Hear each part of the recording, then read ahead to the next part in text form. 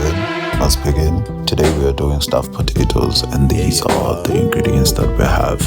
And to those who were here before, I did post me doing the stuffed potatoes, but right now I'm posting the entire meal. If and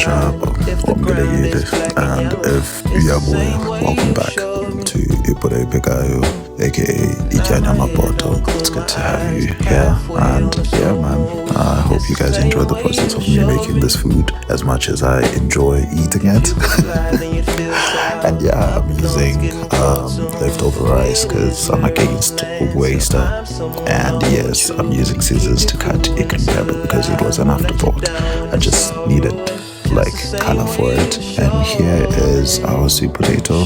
Look at the caramelization on it, and here is the plating. I hope you guys enjoyed the video. See you next time.